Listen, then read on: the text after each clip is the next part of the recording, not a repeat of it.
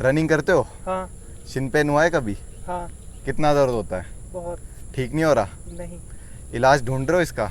बहुत समय से। तो इस वीडियो को एंड तक देखना और पूरी दिक्कत तुम्हारी दूर हो जाएगी। ओके। तो शिन पेन एक ऐसी दिक्कत है जो रनर्स में बहुत होती है और ख़ासकर जो आर्मी की तैयारी करते हैं उनमें तो बहुत फेमस है ये इंजरी।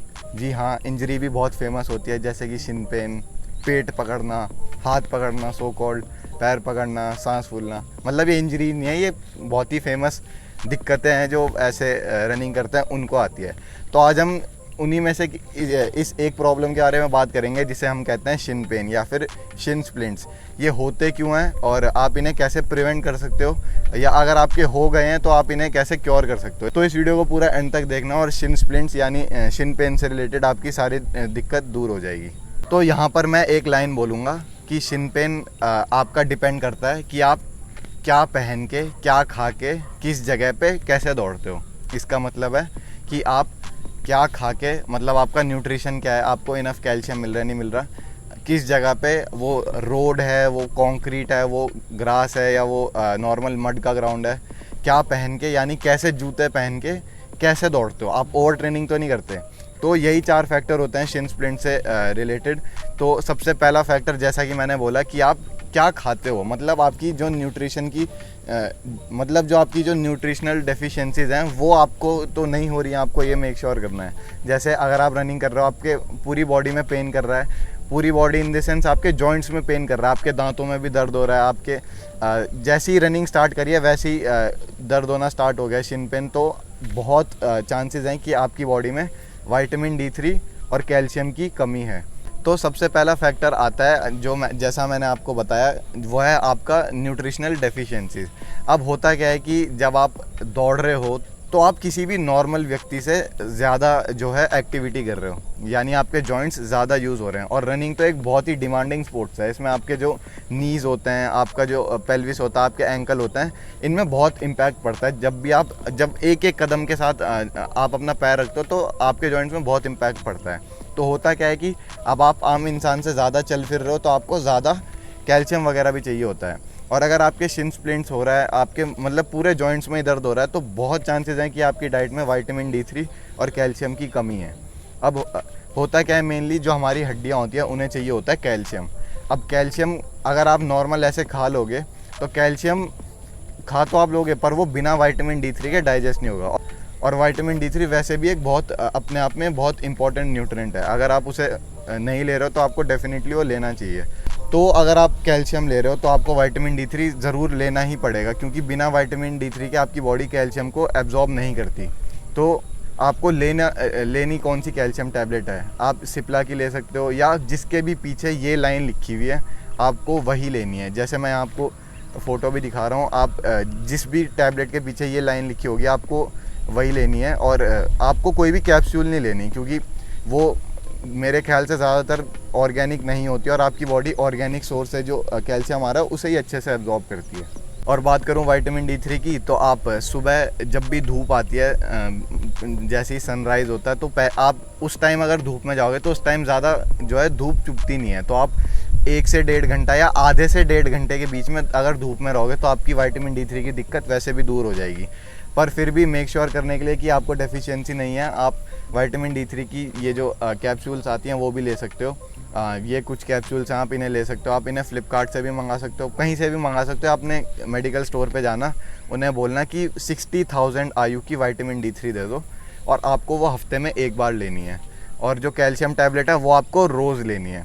और ये जो कैल्शियम टैबलेट है आपको कभी भी खाली पेट नहीं लेनी, क्योंकि ये वाटर सॉल्यूबल विटामिन है, इसलिए आपको ये खाने के बाद ही लेना है। अब दूसरा फैक्टर आता है कि आपके जूते कैसे हैं।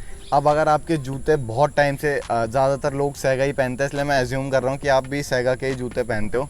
अब वो जूते, उनकी लाइफ स्पैन ज़्यादा से ज़्यादा 1.5-2 महीने की होती है।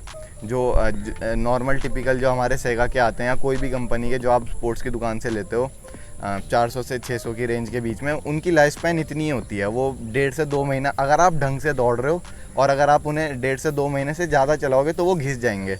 उनमें आपको उनकी जो फोम है वो फिर किसी काम की नहीं रहेगी, आपको बाउंस नहीं मिलेगा उससे। तो होगा क्या कि जो इम्पैक्ट पड़ रहा है वो जूतों की सोल जो है एब्जॉर्ब नहीं करेगी और वो सीधा आपके जॉइंट्स पे आएगा, तो जॉइंट्स पे आने से होगा क्या, आपका घुटनों में भी दर्द हो सकता है, एंकल में भी हो सकता है, और जो मेन आपका शिन स्प्लिंट्स हैं, जो आपका जो शिन पेन है वो भी उससे बढ़ सकता है। तो ये आपको ध्यान रखना है कि आपको अपने जूते टाइम टू टाइम हर 2 महीने में चेंज करते रहना है। इतना तो आप सेक्रीफाइस कर ही सकते हो।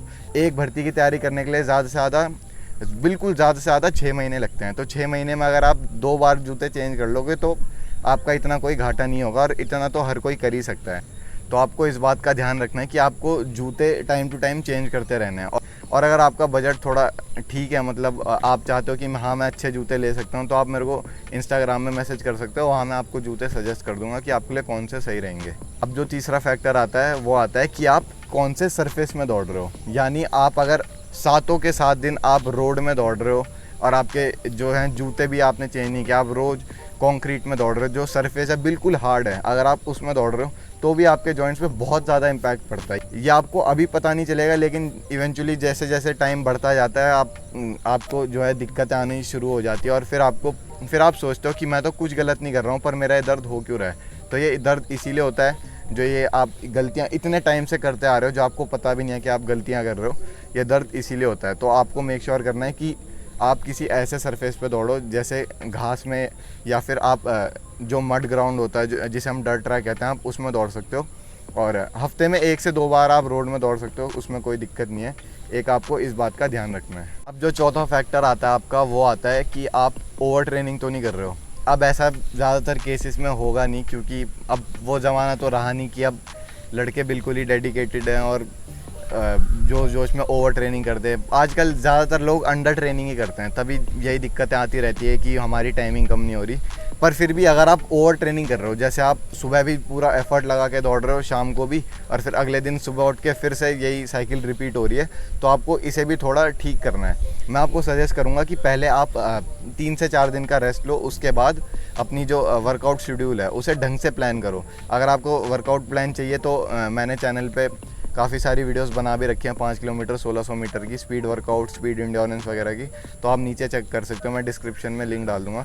तो एक ये भी फैक्टर बहुत इंपॉर्टेंट है, आपको ओवर ट्रेनिंग से बचना है। एक बहुत ही फाइन लाइन होती है ओवर ट्रेनिंग और ट्रेनिंग हार्ड के बीच में।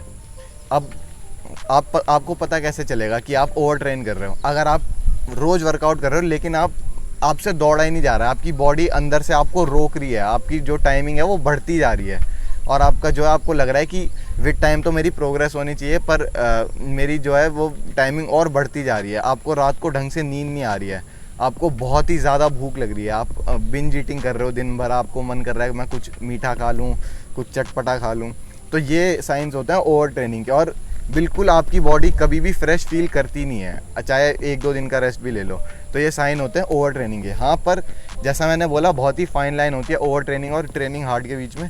तो जब आप मेहनत कर रहे हो, जब आप एफर्ट ज़्यादा डाल रहे हो, जब आप हार्ड ट्रेनिंग कर रहे हो, तब होता क्या है कि आपको ये सब फील होगा, पर आपकी जो है प्रोग्रेस कंटिन्यू होती रहेगी, आपको नींद अच्छी आएगी, आपकी बॉडी रिकवर करेगी जब आप अच्छे से ट्रेन कर रहे हो। तो ये कुछ साइंस होते हैं।